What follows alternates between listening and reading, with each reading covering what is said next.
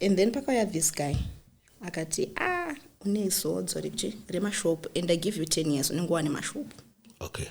Those were his words. Pamba nango maiso vaigara pamba papatairo introduction vakati iwe totambira this guy anyepe anza anyepe this guy ndakanyasotasa life yangu Sparks ngati dzopengetse. Okay. Yeah. So my sister manjika nekuti vanzi kuti anyepe I think vakabva vamubvunza kuti waonei why wadaro, and the guy said ndikumuona ari mushop and zvinhu zvandotaura it's going to happen within 10 years. Ndikumuona ari mushop yakatosara zvino. Sister wangu vakabva vati saka zvinoreva kuti that's my shop because this one is also my shop. Iyo ndepapo tuckshop yangu yazara hapana mboita mazuva ndakatanga kuona tuma changes. Sister wangu vekuti kana vakatobuda vaitondigera nyangochike nini nyangochi she would do a lot for us, to be honest. We revered zvoti nyangonesuka. Anyways, vakatanga usatotaura neni nyango kwavati good morning indairara tuckshop iyo vachirara kumba inina upenyu hwangu kubva 2019 kusvika 2023 ndaigara mutuckshop. Okay.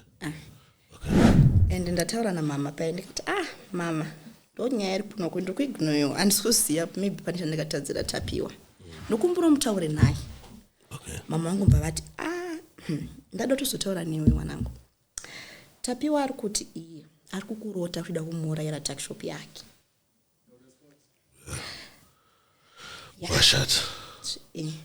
Ari kukurota kuchida kumuurayira tuckshop yake anzoda kuiita yako. Ndavhura tuckshop here. Sparks, it took me 4 days to sell $1. I think ndakatengesa mastambo the first day. Apa ndaifamba kuenda kuF. Kwaisatengwa. Ndasitengesa $1. Ingeti Thursday, I think. And then after that vakatotangotengwa pakatopera August yebo ndakavhura musi 23 August ndizvo ndakazviita fast 23 ndakaona tuckshop musi 21 vandaota musi 22 23 vandatofura ndosimuka sandovasungirwa ukaita kutanga kuzvitanga kuti kakufaya saizvo zvakufaya zvapa level ripi shop munaye shop yakazara iri kupi kwaziko saka tasvika paziko totobva nemakokora ere munongoenda ndineka tuckshop kumbari so munongoenda pambari ndopadhuze saizvi mane mashop akatotowandei no ndakavaka shop. Okay. And that's what I'm doing. Ndakuda kutrya kuti instead kuti ndite matuckshop because ndakazenge ndaita matuckshop anga awanda it was getting difficult to manage. Like I said, I revered my sister. Shamwari baba. And nachandakambombaisa chandakazombaisa kumudzinga pamba in 2025. And ndakazomudzotappiwa pick your bags and go. And ndokuona zvopenyu wese ipapo I know kuti, but I feel like it was just poetic justice. Akamondidzinga pamba and then Rose reversed vanazomudzinga. It was just fair enough.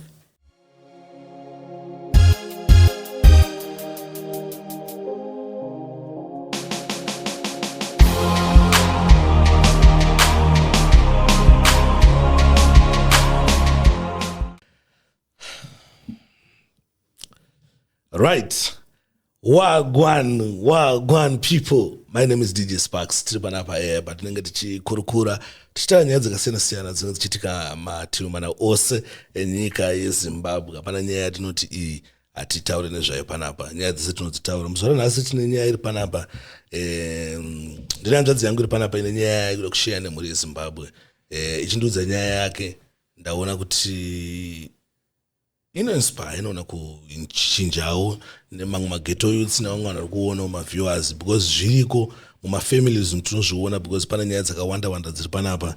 Pane nyaya dzekupomerana urombwa mumafamily. Pane nyaya dzekuti sisi vari kurota wachida kuurayiwa. Nyaya dzacho dzakawandisa but inini hangu ndichangodzisiya kuti mhuri dzadzitsanangure zvakanaka zvinonzwisisika. But before obvious tisatatanga munyaya toda tanga taziyana hanzvadzi yangu yoka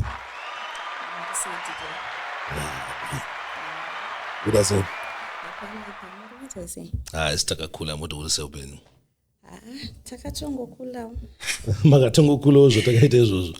Takatongokulawo tingaite sei. Alright, muri Zimbabwe ndikasatanzwa nyaya kuti yakamira sei, nyaya zvakamira sei muzora nhasi. Muri Zimbabwe ngade kuziva kuti unonzani, unogara kupi, wakakurira kupi, ka short background kangu kangori kasamari kangoti tingoziyane. Alright, ndinonzi Priska Chirimo, ndogara kuArlington Estate. Okay. Asi ndakakurira kuChinoi nekuChitungwisa. Okay. Half of my life, yeah, Chinoi and Chitungwisa. But vamwe vanondiziva nekuti Prismo. That's the name I use pabasa and everything. Okay. Okay. Alright. Guys, andishaza kuti nyaya itu yansoitangira papi because nyaya yacho yakakurisa, but obviously getange because pane kakupomerana kari kuitika mufamily iye nasisi wake avanyatsowirana zvakanaka. Nyaya dzacho dziri complicated but changodzinzwa but ngatinzwewo zvakanaka timbotanga pekutanga. Saka apa mukupinda neipi apa mukuita sei? Hapana ngubva mabasa tikatimbonoona DJ. Zvakagosha izvozvo zvombopfana kuti the biggest podcaster. Biggest podcaster in the whole nation. Timbokurukura nyaya tichimboona zvakakosha izvozvo. Alright, ukunzwa ndikuyazoshaya totanga kutaura nyaya chii because katotanga kutaura nyaya totanga kutaura nyaya chii because now ona nyaya iyi kundikonfuse why muri Zimbabwe because pane nyaya dzeurombo, pane nyaya dzekuti awira nasisi wake, pane nyaya dzakawandisa dziri panapa, but ndaida kuti nina ndika before timbotanga tamboona ambotanga ambotudza background yelife yako kuti yakamira sei, kuti yanga yakamira sei, makakura muri mine mahandouts here, makakura muri kufamily iri boy here, kana kuti zvazvakangooma semageto itsana Sparks. Kuoma is an understatement, Sparks. Kuoma is an understatement. I'm one of the people vandototi vakawanwa dzinonzi nyasha because to be honest, I don't even know how to say it. Life was that hard. Like I told you, ndakakurira kuChinoi, ndatochengetwa nagogo, then vavasofa vandasitangogara nasisi vangu, then vandasitangogara namama vangu. But life was just tough throughout. However, takufara. Alright, but in family venyu muri? We are 4. We're 4. Samaigara mungori 4. No. Pategara musha. Pategara musha. It was just me and my brother, and then niwane kumusha. Nepatazi ngitogara kunoku kuHarare. It was me, my sister, my mother, and my little sister. 5. Because in India vangu remarried, vanogara UK. Okay, angara. Moms. Moms maizvino vari kugara Chitungwisa. Kugara Chitungwisa. Alright. Samakatadza kunzwanana papi na sister yako? Alright.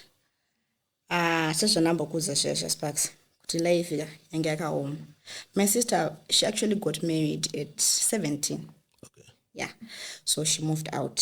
Akati shashimwe vamwe shasha. And then she moved out. But asara tainini hanzvadzi yangu, mnin'ina wangu namama ta 4. Okay. So life ainambopfava. And to be honest, anga kutomboita chitomboti gama sometimes. And then vandazopedzawo chikoro. But ndikatokuudza kuti inini kutonyora chikoro changu, like form 4, it was comfort. Okay. Ndakanyoreswa like shout out to my chifanga epazengeza 4 haya vakatondiisa pacomfort vakati mwana anyore. Okay. Ndikanyora form 4 yangu. But my mother also havanga vasiri muZimbabwe, so ndasina birth. So andokwanisa kutombotsvaga basa. Ndo zvakaita kuti ndisasitsvage basa ndizova an aspiring entrepreneur. So I thank God for that downgrade. It actually ended up becoming a kind of bit on the upgrade wise. So tazonyora form 4. Pamba sisina kana plan. But I'm going to tell my maids kwa ifiuduku. But I'm going to shandawo. So my sister vakazorambana nemfesi wavo yo handed. Okay. Vavadzoka kumba. Mama wangu vachidecide ndonoshanda kuSouth Africa because vanga vazowana munhu anga vawandira basa South. Vavaenda kuSouth. Amba ndatangogara inini sister yangu munin'ina wangu nanzvadzi yangu. And that was 2018. And then 2019 we also decided ndakuda kuvhura tuck shop. Wavhura tuck shop kunonzi kuChitungwisa ikoko. C Junction. Okay. Vavavhura tuck shop. She didn't have much. Vanga vana about $150, and to be honest, vanga musina chinhu. But she needed something because tanga story na endo yese mari yavakagava nayo. Okay. So vavhura tuck shop iyayi vakatangotengesa, and she saw kuti hazvisi kutombo amounta too much. So she started looking for ways to get more money. That's when she got an idea kuti ukamboita zvemabhero anounza mari ka1, and then you can put it mutuck shop. Yeah. Okay. So she looked for munhu anokwanisa vakueretesa mari kuti vaite se vabatsirike. And then inhu vandatovanyepera ndikati ndinaye munhu anokwanisa kueretesa mari. I had mari yangu ina ndakatoshanda pandaendiri made 2018 nandakakuichengeta ngati pane munhu anokwanisa kueretesa mari sisi. Regete se nditaure naye ndokupai. But imi mofanira kugara mushop. Ndobva tatoita saizvozvo, mbava tosara shop, ndobva ndanomba zvomba ndanorara ndadzoka nemari ndavapa. Okay. Tisomva order mabhero. Vatanga kutengesa mabhero. Vashatanga kutoita zvinani kutengesa mabhero aya. And to be honest, life was going well. 2019 takatotambawo Christmas nehembe dzeChristmas. I think ndokanga turi kutanga kutawana hembe dzeChristmas muupenyu hwedu 2019. Yeah, okay. Yeah. Tandina hembe dzedu dzinyowani. She made sure takachena, and tese tanga takachena. 2019 takatamba Christmas zvakanaka. We had nice food and everything. Come 2020, everything was good. Vakatozo uyo paipa nachoti nasina Beth. She looked for someone ungoziva zvekutoti ndikwanise kutoreswa Beth with just my dad, because nyaya yacho yenzi baba vakwanisa kutoresa Beth ira ndizive zvinofamba sei. But she looked for someone who made that possible. Didi wangu akatoresa Beth. She paid mari. She actually paid about $200. Okay. Yeah, that was so nice of her. And to be honest, I revered her ever since. She got everything that happened after makes me regret. Nditoresa Beth ria. Ndasanda start 20. Pandakazo start 20 muna July. Apana mboita mazuva. Pakauya vamwe baba so. Because that was during COVID now. Okay. So mabhero anga aitaka kuita less. Vanga vaona rimwe grind. I can't say it out loud. Okay. But ipapo vanga vatouyo kutuck shop. Ndizotanga wavire chii. Handichanyaso remember zvangu. And then pakauya this guy. Akati une zodzo remashop, and I give you 10 years unengowane mashop. Okay. Those were his words. Pamba nango maiso vaigara pamba patairo intertuck shop. Vakati iwe totambira this guy anyepe. Anza anyepe this guy. Ndakasita life yangu Sparks. Dzopengetse. Okay. Yeah. So my sister manjika nekuti vanzi kuti anyepe, I think. Vakabva vamubvunza kuti waonei? Why wadaro? And the guy said, ndikumuona ari mushop. And zvinhu zvandotaura izvi, it's going to happen within 10 years. Ndikumuona ari mushop yakatosara zvinhu. Sister wangu vakabva vati, saka zvinoreva kuti that's my shop. Because this one is also my shop. Iyo ndepapo tuck shop yangu yazara. If you go nyangu pa Facebook, mapost angu 2019, akatosiyana na 2020. 2020 asiyana na 2021. Zvikanzi, aiwa, shop yenyu inogona yotoita pamusaka pake. Ndiani zodzo remashop, because to be honest, vanhu vekuelo vakadautaura chokwadi.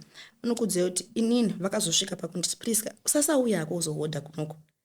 Fona kuti uda zvakati. Tokutumira munhu wechingoro nezvinhu. And then you will pay. Because ndaikuenda ndichimhanya, ndichida zvinhu zvakati, because ndikufanira unovhura shop. Ndindega ndandiriko. Okay. Yeah, so they actually ended up thinking I was the owner of the shop. Well, at least I wasn't. It was my sister. So sister wangu vamuti anogona kunge ari kuona shop yavo akabva anzi aiwa shop iri kufaya. Hapana mboita mazuva ndakatanga kuona tuma changes. Sister wangu vekuti kana vakatobuda vetondigera nyangochii nyangochii. She will do a lot for us. To be honest, we revered her. Zvoti nyango nesuka. Anyways. Vakatanga kutotaura neni nyango kwavati good morning. Indairara tuck shop. Iyo vachirara kuomba inina upenyu hwangu kubva 2019 kusvika 2023 ndagara mutakshop. Okay. I bought a bed at 24 even though I afforded. All right, yeah. So wasataura nende ndikanomba ndikanogesa. So ndakatozviona in a week ndozviona kuti sisi vachinja. So ndakandaudza mama and mama, that's a problem because like I told you, mama wangu agara South Africa vaishandeko, but it's unfortunate that she was getting paid I think 2,000 if I remember correctly, and she had to pay like 700 rent and then send us about 1,000. So only 300 which she didn't make do ikoko. In the sense, so she could only send us 1,000 rands. And ndataura namama paya ndikati mama ndonyaya iri kuno ndiri kuignoyo handisikuziva maybe pane chandakatadzira tapiwa ndokumbura mutaure naye. Mama vangu mbva vati ndada tozotaura newe mwanangu, tapiwa ari kuti iye ari kukurota kuchida kumuurayira takshop yake. Washati. Ari kukurota kuchida kumuurayira takshop yake anzoda kuiita yako. Ndikati how?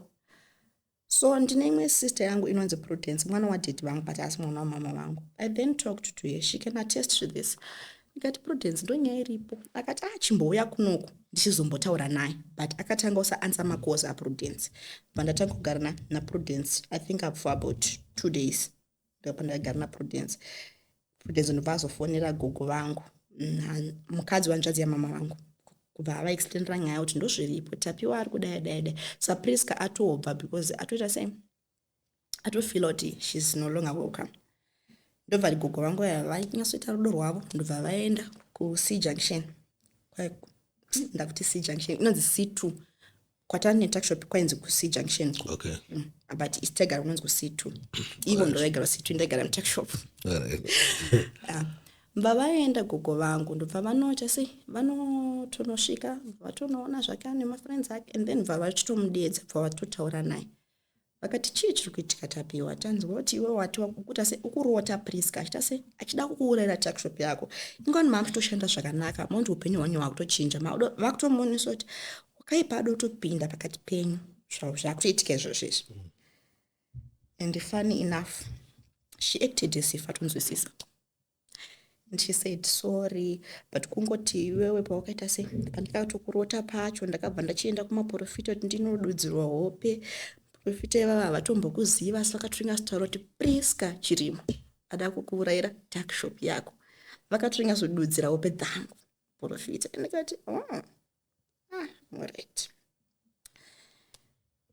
Ndobva gogo vataiwa kuna zvinhu zvakadaro zvinoitika. Maprofita akwanisa kuudza maprofita basa ravo ndirikupesanisa vanhu. That was her point. And then tapiwa vati tosonganzwisisa mvati alright sorry Priska chiya zvichofe zvakaitika chichi. Vandava ndatoti alright rege ndidzokera kwamai Anashe ndozoya mangwana. Okay. Mai Anashe ndosisi vangwana. And then mangwana makusensa ndotoenda kumba ndafonerwa. Iwe mwana wamai vako ari kupiko? Ndikati mwana wamai vangu upi? Hanza ndisi kuona Pride nehandbag rangu. Ndikati kwenini unotibvunza Pride? Inini ndiri kuno kuF, mai Anashe vaigara kuF. Iwo ndiona Pride koko, sikeni Pride uri kundibvunzira Pride. And then vati zvonizvo ndashaya bhegi rangu rine mari $100, 1,000 rands yaida kutumira mama because mama anzi vanga vati vavana mari here vakutoshaya chekudya so aitado vatumira 1,000 rands ndangataura navo ndokutumira 1,000 rands ne$100 and then nemabond. That's what she said. Tamusisi bhegi roro raita radisappear naPride wacho. Okay. So ndikati kuPride vatotayofunda Pride fona kimva tongotoramba Pride ndobva totoziva mangwana bva taisa missing report pamakona. But missing report rari yamanje rakazonzi aisisiri missing report nemapurisa yetwo theft apa Pride was just 15. Yetwo theft Pride atwo suspect theft. So I went to Facebook ndatonoposta magroup yese ndikutsvaga Pride chichi and handidi kunyepera pakaita time Pride uya asitabatika kutoenda kune kutofamba nekutofamba ndaudza kuti Sparks tuckshop yangu yakazondisimuchinja upenyu ine ndakaiwana nichifamba nitsvaga Pride because zvakaita pane munhu akazokomenta paFacebook akati enda kunonzi kwamasona kudhuze ukapfura Rwizi kuchitunguza pane kunonzi kwamasona unoita sepanoona madzimai vakadai vanonokubatsira. So ndokandakaenda kwamasona kuya Maxensen vanobata queue vanona matova napiwa muteuro zvikanzi unokanda podoti auye anouya. Okay. It's no fun. Pride uya pane munhu akazokomenta parimwe post rangu paFacebook manje kuti imi munhu uyu ndamuona avhura tuckshop kuzengesa 5 avhura tuckshop kuzengesa 5 ine mazepi chete endakati nezokomenta akati ine mazepi chete ndobva atondipa nhamba dzake poza akati ndabva atonomukumbira nhamba mbva atopiwa nhamba angatochinja foni ndobva ndachitaura naye ndikati uya kupi kwamai Anasha. It was after about I think 4 days uya kwamai Anasha ndobva uya kwamai Anasha vatadedza futi gogo vaya vakapinzwa bhisa bva vauya dedza tapi wacho bva auya chii chakaitika why iwewe wakaita se wakatiza kumba. Pride akati inini ndakatomuka Maxen zvakanaka ndobva ndatoti mhosva sisitapiwa vakasandipindura vatopedza samupindura bva vachimutuka futi vakati mufunga kuti zvamukuplana nasisi vako handizviziye muda kuplana kundiuraya manje mimi muchatanga kufa hanzi saka pandakangoona chipindogeza ndakabva ndachingoti pane kuti ndiurayiwe ndiende because like I told you ane basa rimwe raanga akuita and it was now extreme. Okay. Basa roro it was extreme. So Pride anoti in those zvakazosakisa kuti angotora mari aende. So paakadzoka ne$70 ne$1,000 iye asi mabhonda anga asisina. Asi $1,000 ne$70 akadzoka nazvo. Ndobva tapiwa aita se achipiwa zvinhu zvake ndobva anzi chivharisa doketi reukoko ndobva zvachinzi nagogo mugogo mbva vachitora kamunin'ina kangu kanga ne11 years bosh it's now a toxic environment vatora kamunin'ina kangu and then inini nehanzvadzi yangu but asiwa. But my sister anonzi Prudence, she's so loving. Vaigara mu one room, very married, but she said, you know what, gara mama vavo vanova ivo first wife yadhidhi vangu vavatora Pride vagara naye kuchichenjetika tandisisakwanise kadzokera kumba kwatapiwa bhozi ari kuti rota achida kumuuraya ndakatoudzwa nzi toda kumuuraya and now tanga takuda kumuuraya tese inini Pride naPrayo iye ari ega isusu tantato 3 against 1 according to her. So gogo vangu vakatora Prayo inini ndikatanga kugara nasisi vangu and then ndobva Pride aenda unogara nameguru vangu and it was on 20 August I remember the date 20 August 2020. Okay. Tuckshop yeya ndakawana yeya ndichipfuura. But mimi mamsino here pfungwa dzekumuuraya kana pfungwa dzekuda ku I was 20. Pride was 15. Prayo was 11. Nyangu pfungwa dzacho Sparks. Isusu tiri vana vakakura vasingazivi kana social media. Tapuwa ndakatotengera mafoni. Zvokuti izvinozvi at 20 year old izvezvi nekuwana kwavari kuita. Yes, they can have those thoughts because vana vachizviona chichi but isusu tasitomboreka exposed to zvinhu zvakadaro. Okay. It came as a shock. Anyways, mangwana acho vandamukira hangu paya pandakamboona tuckshop ndichibva kupi kwamasona ndasvika bva ndataura nawo ndandakufunga mari yangu yandakambomupa mabhero iya ndataura nalandlord wayo ndikati ndavhura tuckshop panapa ndaona makafara ndavati kutotsvagwa munhu $15 back then ndopaibhadhura mari yenze $15 chichichi. Okay. So iri kuda $15 tuckshop iyi une mari for a start ndikati ndine 150 and she laughed.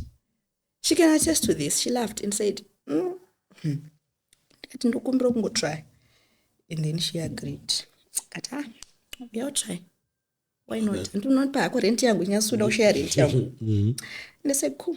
Ndaudza sisi wangu vaive Prudence kuti ndozvapo ndakundase ndakuplana but ndachitoana gogo wangu kuti gogo ndakuplana kuvhura tuckshop but tapiwa chii ndiane mari yangu ndikumbira mutaure naye andipi. Akati chiko chinombonzi 150 ndobva uya bva ikanda pamberi pematsoka dzangu namai Anasha mbakanda 150 yeya but ndakuona tunoitei nayo akati yekukanda anomboitamzwa maoko even though ndakampa in good faith tichiwirirana. Ndatora 150 yangu and then I had a laptop ndakatengerwa nadhidhi wangu ndobva ndanoitengesa kwamakoni. It was functioning well. Ingatori HP vanotengesa $30 vandawana 180 vandanobhadhara $15 vandanohodha zvinhu zvangu zve160 ndobva ndasara ne$5 echingoro vandanorongedza tuckshop. So if you search Priska Chirimo you will see my pictures angu ndiri mutuckshop momo musina kana chunu. You can pane two pane mamwe anenge inakazara ndoyanga iri yasisi vangu and then imwe yacho inge isina chinu. That was my tuckshop. Ndavhura tuckshop here. Sparks, it took me 4 days to sell $1. I think ndakatengesa mastambo the first day. Apa ndaifamba window F. Kwaisatengwa. Ndasatengesa $1. Inge Thursday I think. And then after that vakatangotengwa. Pakatopera August yebo ndakavhura musi 23 August. Ndizvo ndakazviita fast. 23 ndakaona tuckshop musi 21 vandahodha musi 22. 23 vandatofura. Ndosimuka. 23 ndobva ndatovhura Sparks. Ndatovhura tuckshop yangu. Nyange kwaisatengwa. But somehow. All right. Yeah, I remember it's because mama vakazonditumira $50 here, 1,000 rands. Vandatsvaga imba. So ndakaisa inji dzimba idzainzi 2502. Ndo madhezi adzimba padzakachipa. Pambari pakona shout out to that lady. She's very nice even to this date. Okay. Pambari pakona padhuze netuckshop vandatsvaga imba yangu. Tanga tisina chatanga tinacho. Handisina. Chinhu wanje nacho yange iri fridge. Yange yatosara natapiwa nehembe dzedu. Ndatsvaga imba iyayi mbatangotanga ngutasi kungogara imomo netumagombezo twedu twaakatipa netwembe twedu. Inhangu ndaingogara mutuckshop mangu vanome yangu ndovavaita se vaigara uko. Yange iri covid so vakaisendwa chikoro. Okay. But lockdown yange itakakulifta so zvokuti you could actually go somewhere. So as a result priority aisara mushop pride vachichinjana. Ini ndaenda kumbari. I would go kumbari unonzi kwa JB Electronics. Ndobva ndanotora mapicture ezvinhu zviri mushop especially maspeaker.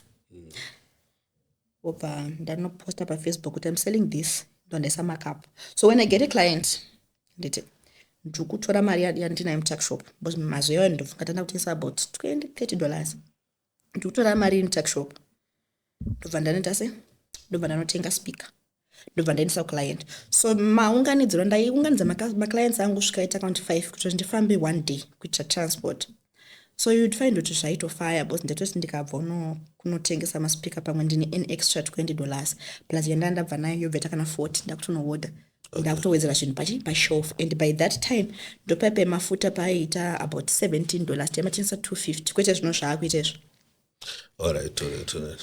Sando masimukira wakaita kutanga kuzvitanga kuti kakufaya.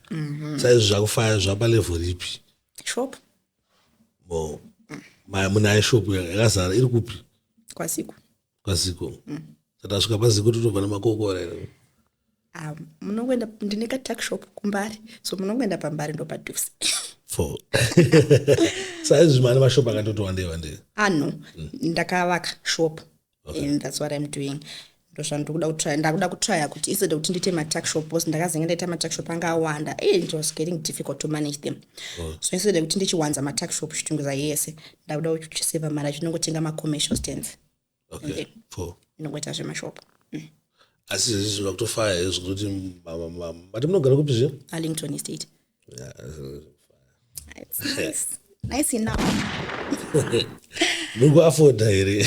I'm affording the life that I live, to be honest. And now I'm not famba ndichita nechikwereti yeah, that's impossible. I do what I do. So maspika akutengwa. I got a message from my sister. And whatever happened zvisiriizvo. Uyatisi titaure. I'm sorry for what happened. Ndikati ndachifara. ndakati ndachifara ndikati yes. Ndofunga ndakuta se ndakunogadzirana nesister yangu. Izvo kwani. Ndakaenda ndakapfeka kasecha page pangu like rekudhara. I was wearing this green dress rakanaka. Ndodressa ndakaenda ndakapfeka kumba kwesister yangu. Vavasvika vavati right. Unozotishika. Iona ndakuda kutombokuregerera. But I'm thinking the way yakandakabirwa mari naPride ndiwo wanga mutume wewe. There is no way Pride yaimbofungidzira kundibira. Ndiwo wakamutuma sematumiro anomuita kuti andiuraye. Kwenini mboni mati tukuirana, what's happening? Hey, bandabatwa sibakuzi bandapondwa. So there was this guy waidanana naye ainzi Timothy Chitembwe. Ndobva Mazita, hey. Ainzi Timothy Chitembwe. Anga aripo akatomira. Vatotora foni yangu. So yen pandakabuda ndichitotiza ndakatotipo. Ona ndina phone. Ndakataiwa zvite. I was like I never had fungwa dzekuti I was working for nothing. Bozi ndikada kudze zviso. Vashandi vangu anditi they get food. Vashandi vangu they can testify kuti they get 3 meals a day. And one meal yemanheru is always with meat. Apana pavanotadzodya nyama and apana pavanotadzodya chingwa nemasaenda, apana pavanotadzodya cerevita. Vashandi vangu. But ndinotovabhadhara. Andivabhadhari yakawanda but $100 is take home. Mari dzakatowanda kupfura munhu ari kuenda kubasa kwatamba 250 atifanira kuzobva nemari yeaccount yepekugara and stuff. Because zvese zvose zviri provided, accommodation and food. So, I deserved kutobhadhara but I never thought of that by that time. Asi ndakamuudza ndikatapiwa inini waindishandisa kunditengera foni izvi ndo yaungabva wanditorera. Izvo kwana angaona maFacebook post emaspika aya and she thought how to ruin it. But by that time I hadn't thought that far. Ndakangoenda kumaporisa ndikangonoma explain zvaitika. Vamufonera ndakazoona kwagadzirwa family group pandakazoita phone. Family group ndindaidiscuss questions. Priska aenda kunomhangarira Tapiwa ari kurana illegal business. Guys, amona ndastora pafoni. This is what happened. Saka kantorera phone. So ndakangonoti ndipowo phone yangu. And I never got the phone back, to be honest. I never got the phone back. Ndakazozviona way later. And it was now irrelevant. Because in time yangu yatokufura. So business makasanga kurana sims na phone. Zvemaspika zvakadhakwa Sparks. Zvakabva zvatodhakwa.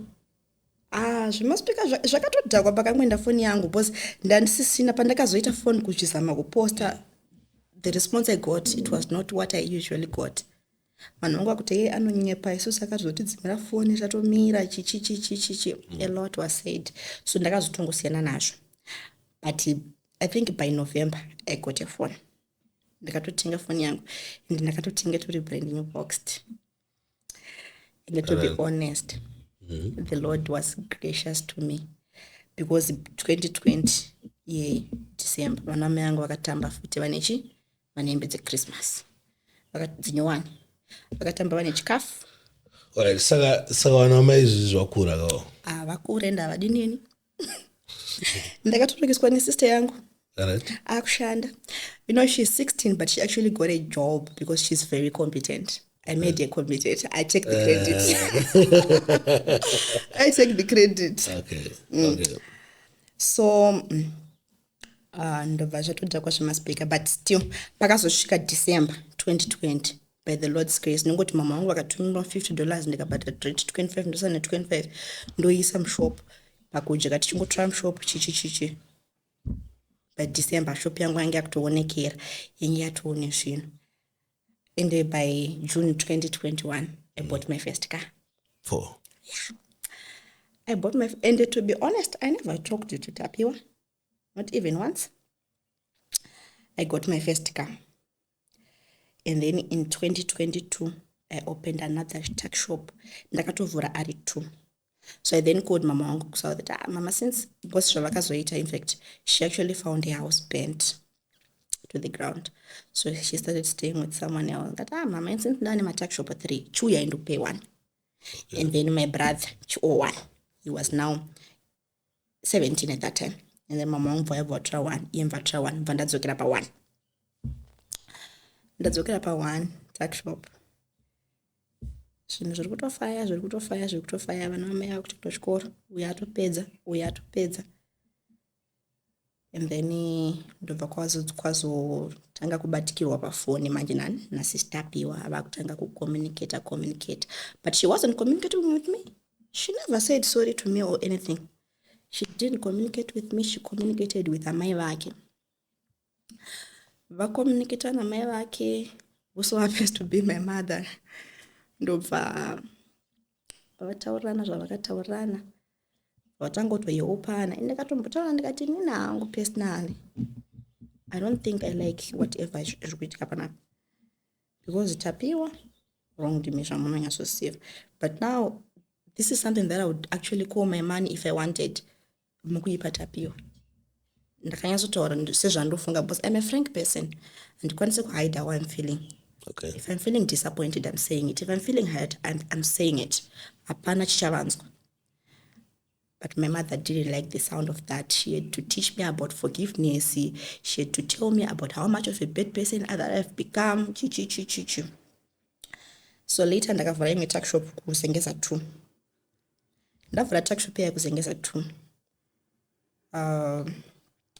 A lot happened, ndopai pakabva pambokwira juti apa ndandatenga mota, so I had to forcefully close it. But iye manje akazenga ndimboxa because it turned out we didn't know schedule, but it turned out that by December 2020 she had actually gotten broke. She had closed the tuck shop. It turned out anga kutengesa hanzi masagi kumbari kubva 2021 years. So she then told me I saved 1,600. Ndakuvhura tuck shop. Can you teach me? And can you help me find kwekuvhura tuck shop? No, sorry, no, what? Fine. Banangotaura naye bo.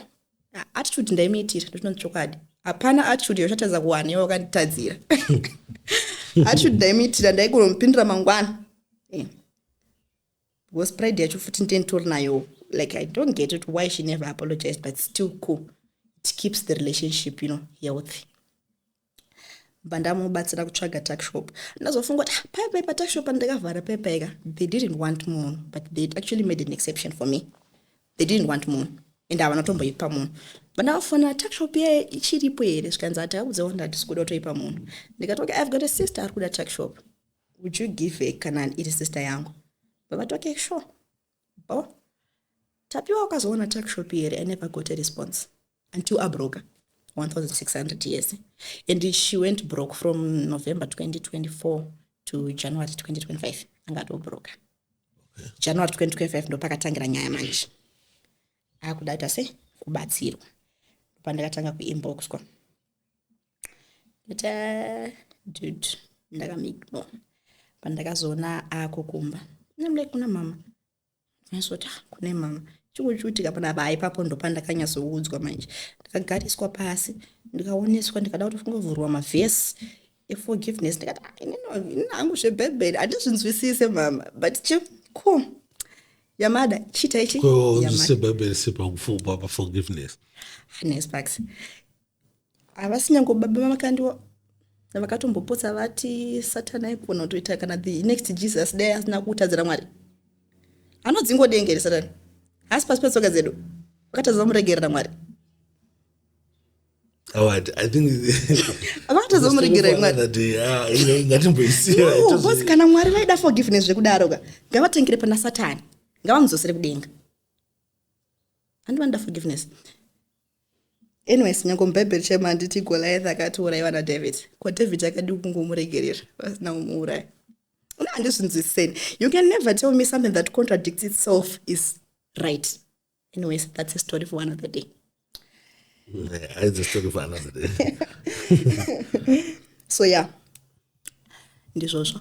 Ndobva atangotogara pamba. So I'm guessing kuti pakugara pamba manje. Ndobva kuchiona kuti life yaPriska yatodai. So then she told me zvakanaka pamberi pamama manje so that I won't say no. Priska, ndibatsiroka ne1,000 tivhurawo shop. Ndasati cool.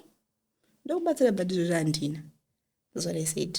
Anditorina kana cent ndakaomero. So ndakanga ndafunga zvangu kuti ndikanchitenga chikamotikari kangu ndisachi in drive. right? Ndikuunza mari kaInDrive. Okay. So ndazotenga kamotikari kangu kaInDrive. So I'm guessing it triggered zvekudaro here handizivi. I don't know how much it triggered. Pandakazongona pane chipost paFacebook. Oh, the post was it was reading, you know, this one is my ex-girlfriend. She's a married woman. I dated her and broke up with her, but she refused to kurambana neni. So akazonditsvagira matsotsi ekuCentral. Vakandiponda, vakandirasoparira nyatwa. And I love what said about me, stuff that I never did. So mistake yakaitika manje, pakaiswa namba. Kunzi kana pana anomuziya murume wacho ndifonera apa. So we then called the number. It was a video call. One weekend the X 2023. Ndoba ndakati iwe. Ndiwani siri kuzosiya basa kwake ndokuziva aishanda muna Febo 678B. Taenda nemapurisa. Dzabva dzachena. Koyaizive nyaya. Antapiwa. Emfeso. Nyaya yeasisi wangu. Aiwa nyaya yekuti ndiyakaibuditsira muex. Ati yakatobatwa here mufoni make chichi mapurisa akatovhura. So mukuvhura foni kwemapurisa manje, get this part. Vavhura foni mapurisa. Bozi ndakanoripota inini kwamakoni. I was lucky enough ndaripota pamakoni wakati kana iyo nyaya yokutaura kuti haina kuitika. Of which apa pari kunzi mapurisa ekuDZ akamudai. So you end up mapurisa epaDZ because if they saw this post they are as upset as you are because vari kunyepero.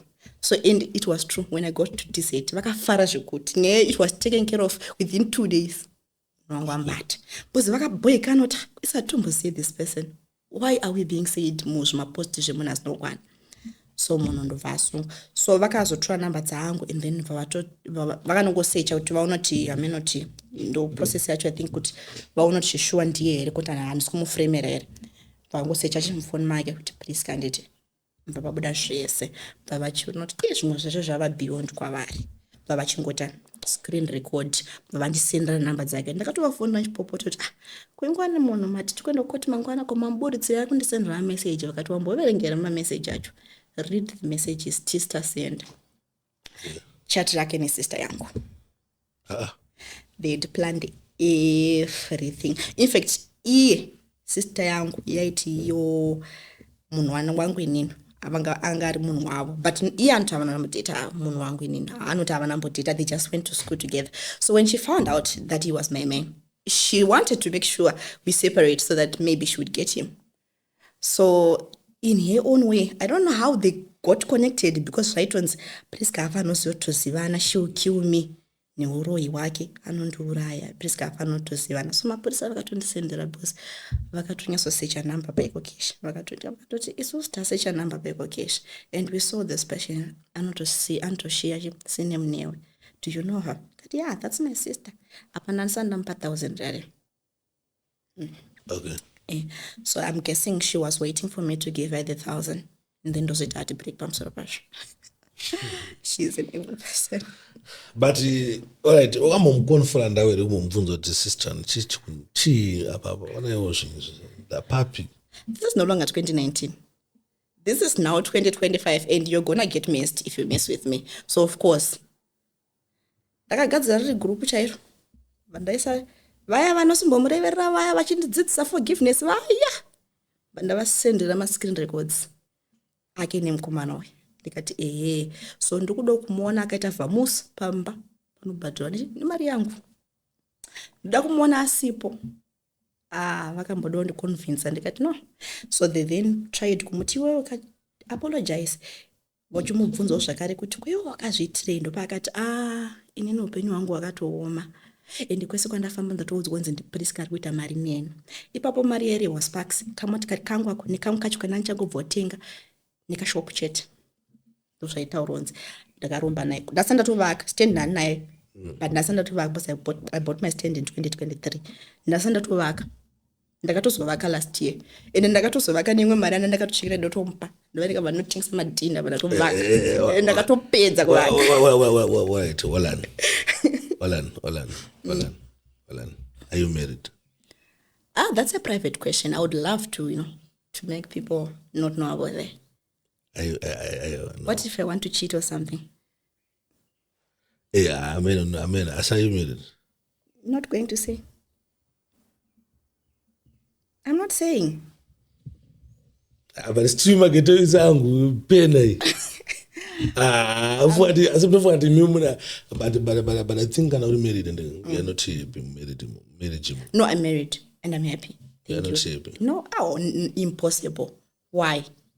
Because ungata kuti andisotara kuti ndimedi. No, here's one thing about my man. Uzondeka kuzoti nyango pakaitika zvesezvo. He didn't fight with me. He didn't break up with me. He didn't stop kuda kundirora kwaida kutoita. But anga asatatondirora. Akadya makulu ayo. Because munhu I was friends with him kubva 2020, you see. So takatamba zvezvo kuti anotoziva nyango ma-ex angu. Tasingadanani. But takazoona manje later but we're wasting time. I'm breaking up with these guys because they're liking this. And you've got this. And also we shared the sentiments. So zvekuti ukamuti Priska akuchiita isha hazvibvumi. But anoziva kuti in as much as I dated what Priska doesn't cheat. Izvozvo auudze ishe kuti Priska cheated akatozviti Priska andichita hazvibvumi. But still mageto izi mubvunzo wangu isusu pastara yedu isusu tapindurika. She's married, guys. Unfortunately she's married. I'm very sorry. Yeah. Saka masini kana mama akateya masini akati ndakabva ndaita sei masini akatotora kudhara naishe. Alright, then vazvaita sei? Yeah. And then ndanga ndape kuti chisviya wandiconfuse Sparks. Wangu wape kuti then ndasana tombowaka stand ndazowaka vakazoita sesesese. Ndobva ndatozovaka. And you know how I got the stand. But makazowaka kana isha ausisira ngwa married. Mina unzwe. When I got the stand and it ishe aishanda ku this company inkato developer. So he's the one who actually got the stand. She told my friends and he was like, Priska, I was going to stand here. Apa ini ndanda deposit motikari yangu. Apa mari ndanda kachingita. Like motikari ndanda it was meant for duty. Bengo motikari yangu rukuwe. But I had to sell it fast because not deposit a stand. Because I get to the flexible payment terms. Okay. But I actually got me the stand. It next year. So iya katovaka kari indakatozovaka mai manje. Atovaka 2024. So 20 dzimba dzedu dziri next but ndakavaka ndega. To be honest. 4. Ndakavaka ndega. Why but ona zvikuitika sister nangu nangwa ine zvinhu zvikuwanetsawo mulife kana kuti chii but pakati room yekuti mugare pasi mutaurirane. Are you willing kugara pasi na sister and then mongoregerana semwana munhu? No. Why?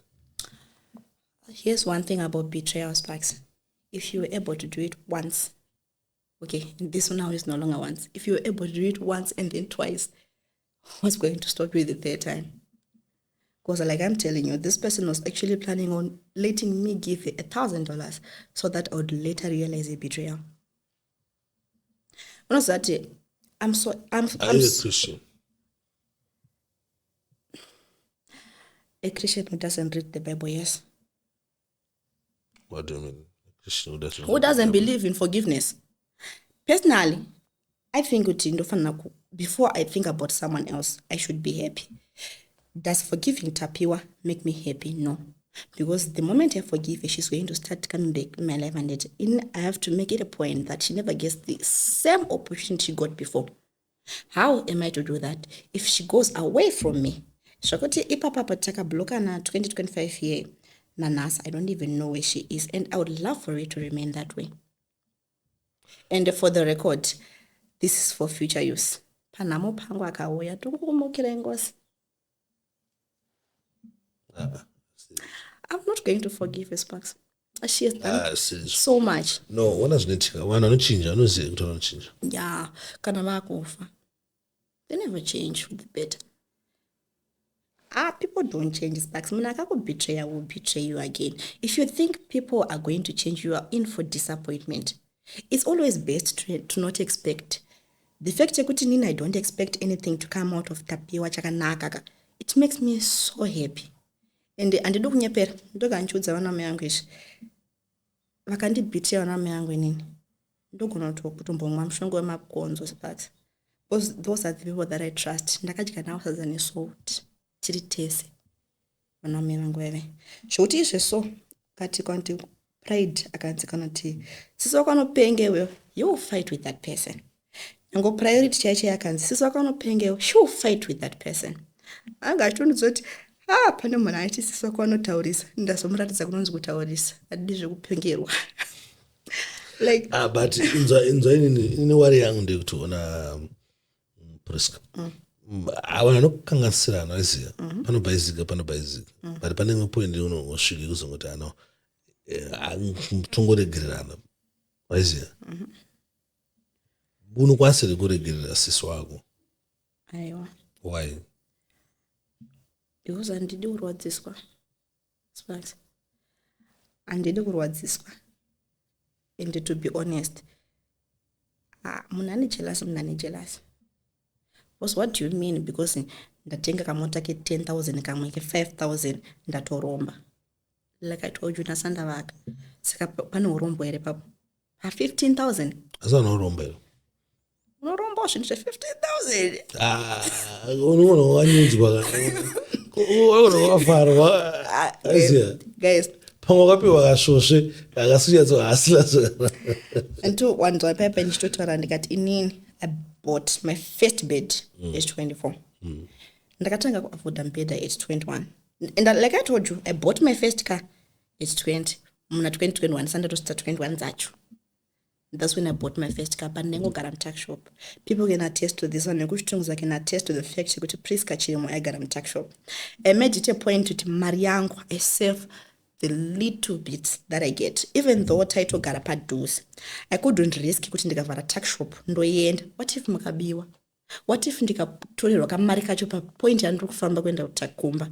So ndasaenda because ndevhara but the picture yakusa Priska ndekwenza to awaishanda hadiweka zvekutodaro but hapana here tumwe tusupport kwemewano kumujolo chichichichi zvamwari baba inini vanhu vandadanana navo ka I think in a way kuti ndandisinyasori streetwise nekudanana vanhu ndakaenzana navo and vanhu ndakaenzana navo to be honest hawana mari they don't work. Those people are so lazy. Like, they don't work, guys. Yes, at 25, they are doing a lot. But back then, manjiga, they were still children. Like, maybe it's true what they say, women mature fast. Plus, nini ndakazo mature is going in. So I know the responsibilities that I had. Those people, abasnakana chavava nacho. So nasina katuwa beren mupeni. But inangwa I think ukona chini. Panganchi kubvunza kuti mukristian pepe nanchiti pane dzidziso dzimwemenze kuti unofanira kungoregerera mabanda message then akuregerera munhu doesn't mean kuti ngatambe tese izvi tonangobayizirana ndika but tova tangoti hapo peace but tangoti takasangana nawo ndika chibaba muta sei pamwe pacho pafoni unangoti omukuita sei but doesn't mean kuti uya tigare tese kuti hatipinda muraundi rangu because after all she's your sister. Aziya. Nyango akakubayizira but panofanira kutadhera munozongoti no boys imimi I think problem ini umbetenga pakugara mese. Mvatombogara mese. Do you know kuti kungoti sister yako yazoenda kuma extremes aziya pampacho. But my sisters agara nonetsana. Vanotadza kuirana vanoita sei zvinoitika but pana panofanira kuzongoti mese nawo makura I'm sure kuti yatokurawo futi wese zvekuti anofanira ngakurizina zviri better than but I feel like munofanira kuzongoti mwana mai wangu hapana. No, I know kuti unomuda mwana mai wako unomuda sada kuti nyepera panamo. You know, Sparks, there's this statement about shoes that I know. You would never know how painful a size 7 is. You would pick a size 5. You can only know kuti size 7. You know, words are figure size 9. Get away. There is an instance that I don't mention. So this instance dates back to to 2019, there was a guy I was interested in, ainzi Tino. Okay. Tino was handsome. Tino angakanaka. Tino was an actor. Okay. Tino, where are you, Tino? Hey, so do you know what my sister told me? Instead of saying, you know what, it's gonna work out. I never dated that Tino. I just told you, you know what, we are not a match, because she clearly told me. It sounded so good. It sounded to look out for me. She told me, financial situation, how you look. Yeah, if you look at my pictures, you can tell, like, I was looking really, not so good. So you start how you look. You are not a good match, guys. I'm not going to see what time. That's what she told me. And guess what? Nana said, "Tino ya asata to long back, like Santaro. True, I understand. Those are, yeah. Those are some. No, that was before she. Sure.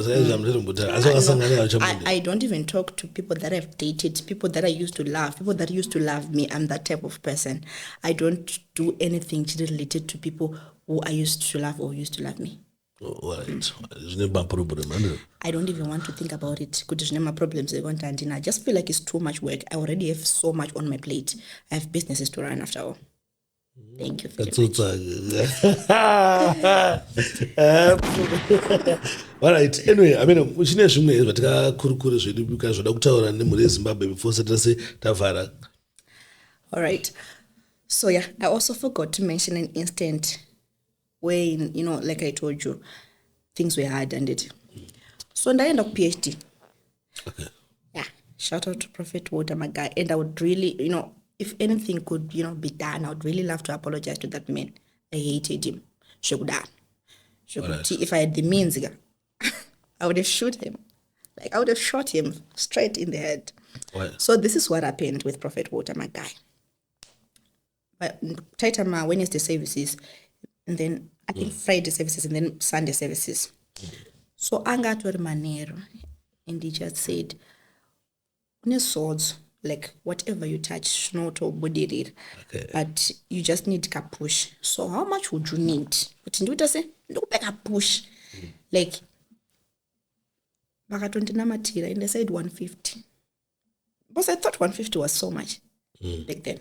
You did go 150, I didn't. 150 is not 150. 150, I didn't. But did I take it about 150? And I'm not talking about 150, to be honest. So he then offered it, all right, so you see, Secretary Wangu and Tino, Secretary, and then you come with your guardian. So Prophet Nanatola explain the situation yangu. How my life is difficult, to help financially. So Prophet wakati you see Tino, unayakuyada hotel on part time, and then you see Tino, and then with your guardian. And the only guardian that I had was my sister. So I then went to Nasisi wangu, but ashka bataona mskano ainzi Tino payada hotel pepe. And then as what kuna Prophet. And then my sister told the Prophet flat off, she's not like launcher innovated youth, So yeah, it was to empower youth. So she's not, the target market. She is everything that she needs. She's lying. If she told you that she's lying. I've got everything that I need, so she said. So Prophet and one reason you think about, but I'm here to help so that they do something. You already, your life is good. That one's what you shop. To be honest, I thought, why would you do that? Like, why would you give me false hope? And to be honest, instead of being a sister, I stopped going to church. And was that I later realized that my guy was not the problem. I've been living with a witch. So there are people like I want people to know that they love you for as long as you are under them. For as long as you sing about surpass, they don't want to be surpassed. The moment you surpass them, they see you as a threat. And when they see you as a threat, they're going to do whatever they can to bring you down. She threw me out of the house in 2020 with my siblings when she knew we had nowhere to go. That gave me simba. I didn't even know I could work. This one is crazy. And yeah, I don't even know money out at copy. But you tell me the date. Rana ukandipa prophecy oyo. And one does wakandipira. I've got something for you. For? Aiwa. Date. I know the date. No one tells me to remember which date, but no timeline. August. No, that was before August.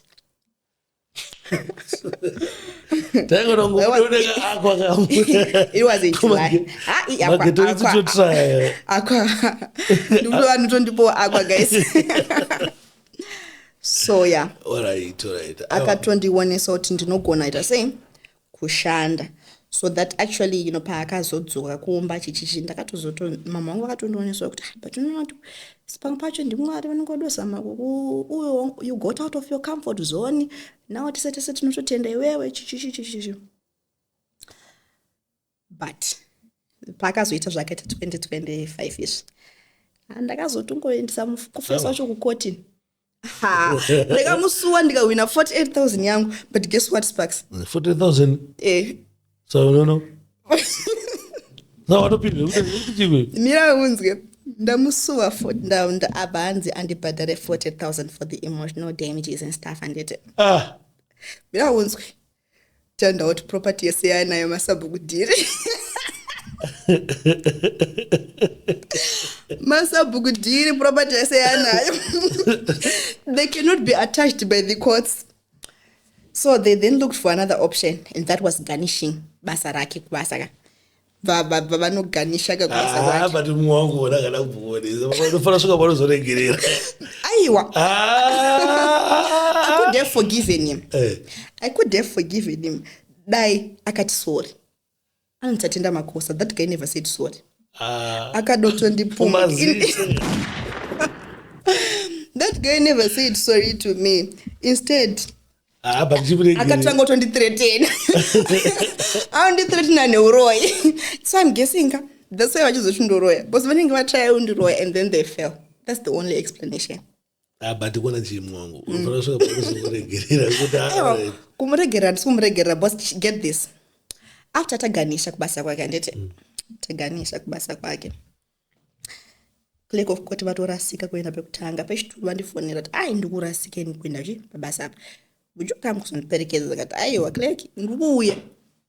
Andaenda ndavaperekedza. And the boss is like, iwe. Tatienda akatotudza nezuro kuti akasungwa ukamusungisira rep. Saka pakangoona kuti aganishwa salary yekubasa. I'm suspecting he got a job somewhere else. So that kana kwazofela somewhere kwake you can go back kubasa kakaona kuti ndabuda mcheri. So ari kunza akatosungirwa rep kuti vara kwatutoita izvezvi. Bosi vake vari kutongoti achadzoka kubasa. He's a psychopath. I'm never going to forgive him for that. 48,000. Come rain, come thunder. I'll get it. And the funny part, I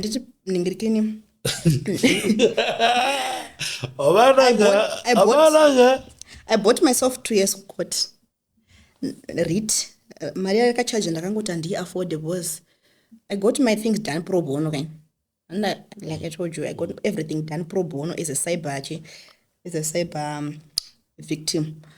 So ndakangoti andina mari yekuno attach. Vakatipa 2 years dzekutsvaga mari. So in 2 years, tinenge takuwana kwaari kushanda. Tindawana kuti pamwe property yake pamwe achazotoari legal. But tinangosvikaita sei? Mari ndo yari kuzondipa. And it's unfortunate for him. But anogona kutongotora yake upenyu hwese achindipa because takatoisa interest. He owes me 48,000 for the cyberbullying he made me go through na Pamela Tamira. Pamela Tamira apedza bhadhilita yake page aona kuti nyaya yacho haichagadzirisiki. Bhadhilita page. Should I also mention the start in Facebook Ish Metro? The accomplice.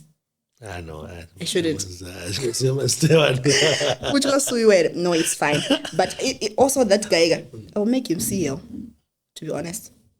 because you cannot be paid to write a shitty story and it once chins to your court to testify to this over ndipo ndiri busy kuti ri discredit wekas uyu H Metro morning rikini mukoti but mageto yidzo siyana mageto yidzo kana ndiregerere Sparks and ndiregerere and honestly the inability to regerera has made me a happy person and I have a simple goal to die ndisamvanda mapirisi eBP because but remember kuti wewe uchazoda kuregerera na Mwari but vakandiregera in advance no mwanda kuti palo display panongonzi unofana kuregera sekuregera kwanda kuzoitwawo. That is why that inini something that contradicts itself and kwanise kuchiteerera because like I said Mwari vakatokanda Satani pasi petsoka dzedu vakatadza kumuregerera wani bonzo yesa namuregerera exactly and sikuda wavaregerera sa wese wese auduregera zvese kwa auduzoregererwa wewe iwa auduregererwa wewe all right and not and ndikuregerera ndanyasotaura ndikanyasoti I never got apologies from these two people, so why should I forgive them? Ndakwakumbiriregerera on behalf of we were 48,000 anoya opfugama dzinza rake rese kudzinza rekwangu uyu and then avasisa ava vanongonditi sori nyango patext ndina basa nazvo ndobva ndavaregerera but kwete kuti ndichavati dzokai kumupenyu no aiva that is fine she's no longer coming back, I'm good. Unozoti thanks to this cyber thing I actually learned something. So she's been telling people kutoti we stole from her, that's why she got broke. I actually found out papa now you're cyberbullying up. I didn't know that's the story she has been narrating to people. Like I mentioned before, I didn't know kuti iye nesu we had different fathers. Takakura isusu baba vedu vachitichengeta zvimwe chete.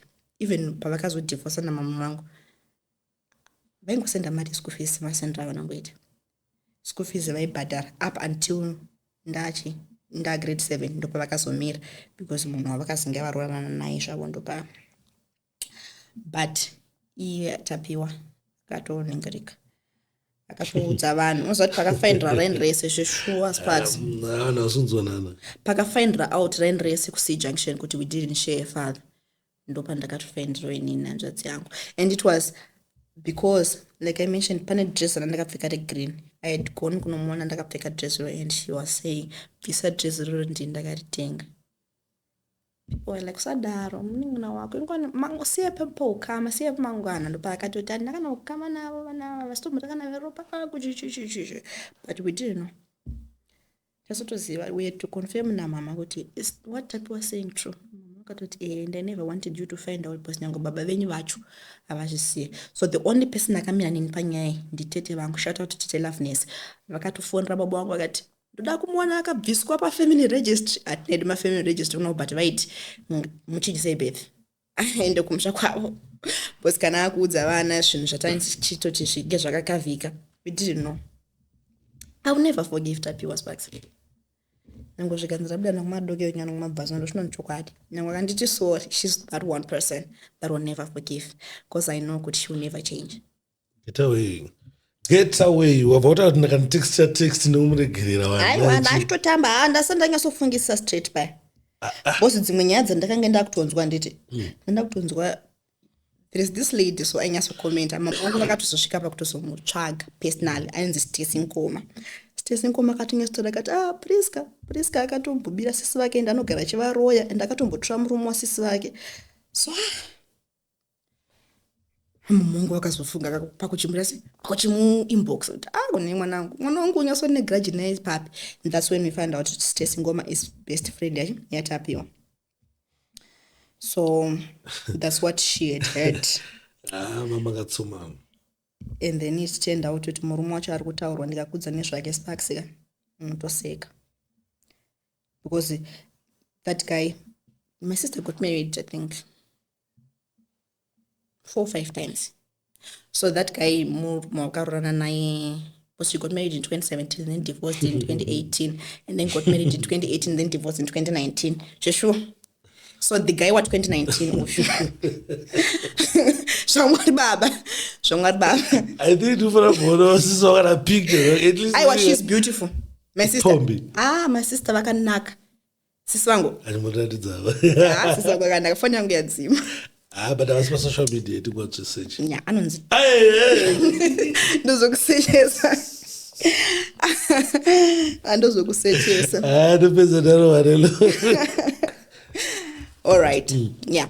So this guy manje mama vaimufarira zvekudaro and Jerry vaimufarira and Jerry anga asina maparents guys. So zvakaitika ndezvekuti varambana. Jerry akaramba achicommunicata kumba. Akatombotraya kugadzira relationship yake naTapiwa, but Tapiwa manje munhu angamuvhurira takshop yaye taura ainzi Obey. Obey kanga rikatiki so akarambira Jerry, I think Obey, I think because vaigara south but vafurwa takshop na Obey. So arambira Jerry Obey. Mama vakazama kutotaura naTapiwa nini wandakazama and then Jerry yakusvika azosiyana nazvo, but manje mama vakangomuta, you know what, you always be my son. So Jerry akazorora ndobva tatoenda muchato maziya. Okay. So zviri kunzi pakazopostwa vanhu pastatus naTapiwa, ndakatoudzwa ndikati tapostwa pastatus, ndikati aiwa imimi ndimapostwa ndimune namba dzake, inini ndopostwa papi zvangu nani status ndiye munhu ari kuivhiwa. So after that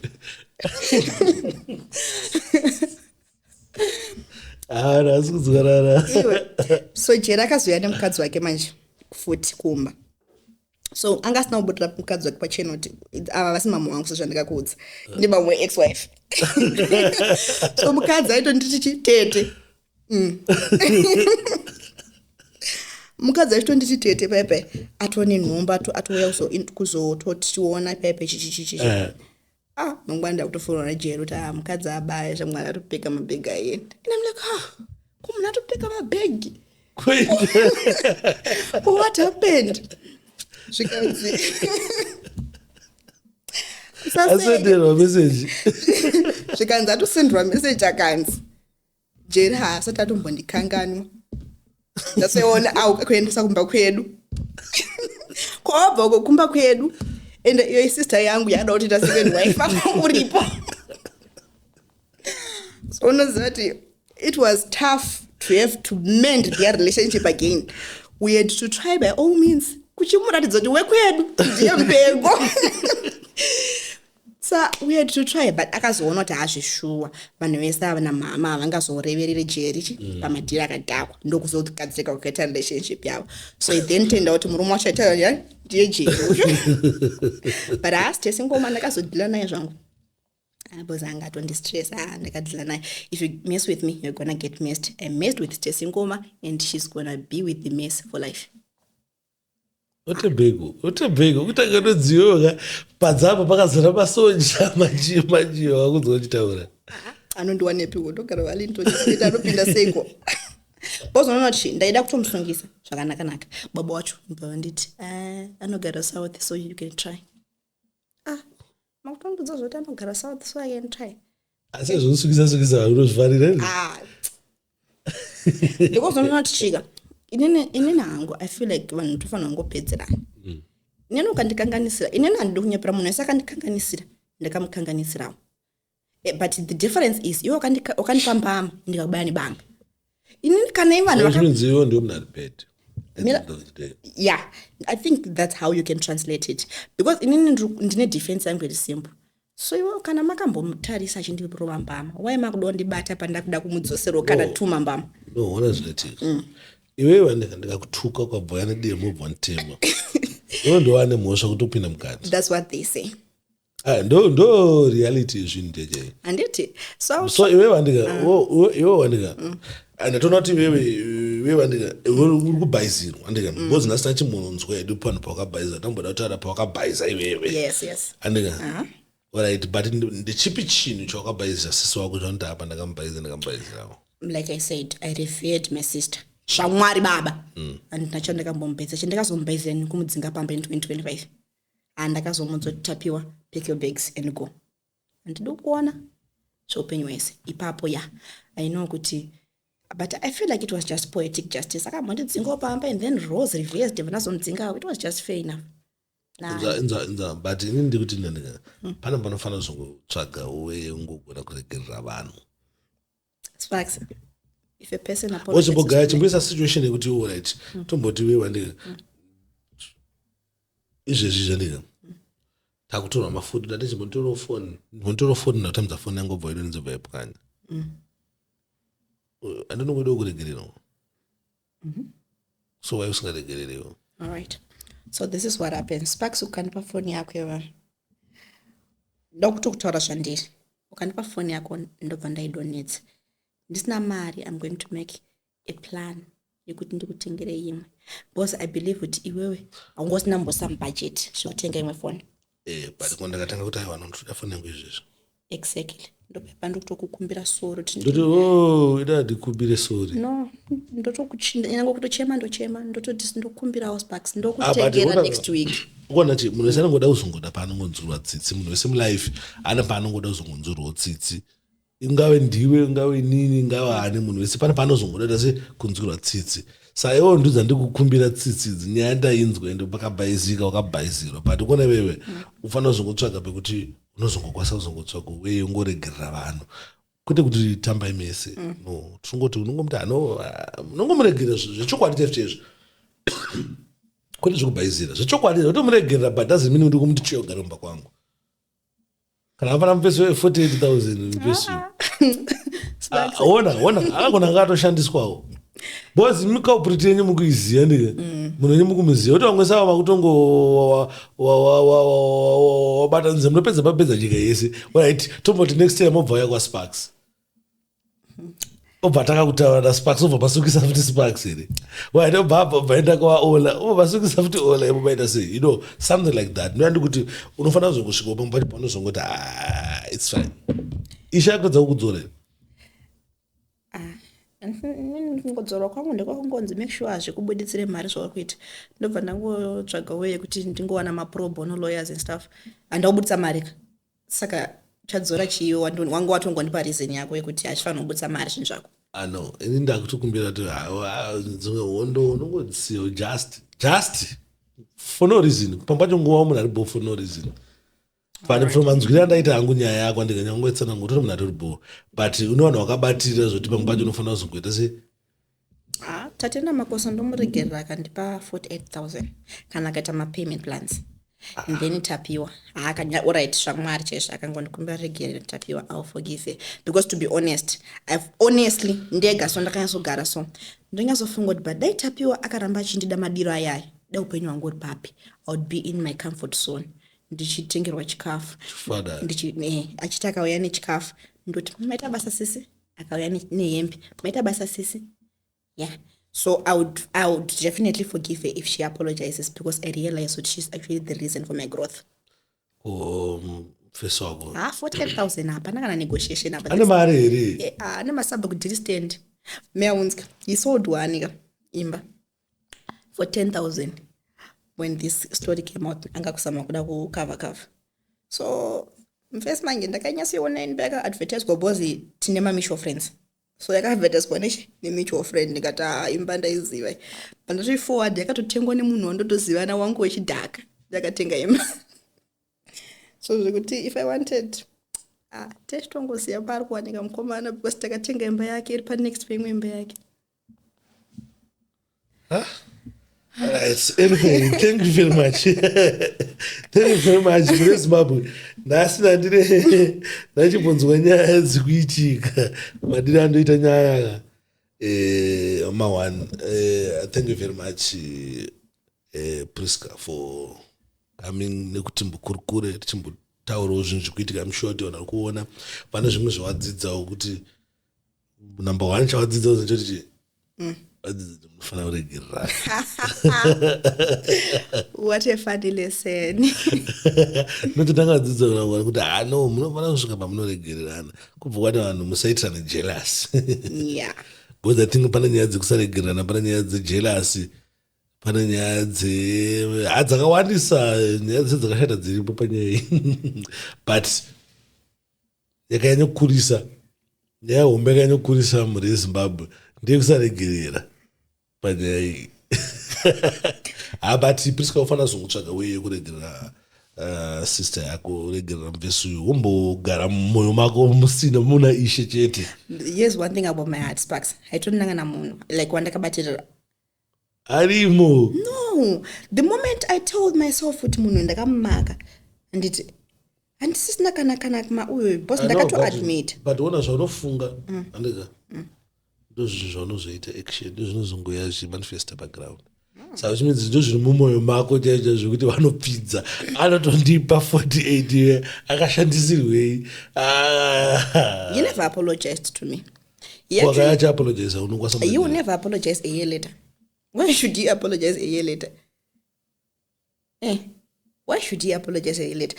Pakakwanisa kutobhadharana ana Aaron nyama yembwa kuti vasauye kucourt. Vaite say, Mario, you could have given it to me. No feel a bit. Am I not right? Anyway, the court case dragged on for 8 months. Unozoti lawyer hands anochaja mari. Hands anochaja pay every session. So it dragged on for 8 good months.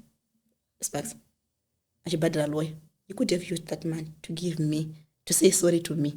He had the means and decided not to. Why am I supposed to forgive him? Give me a good reason why.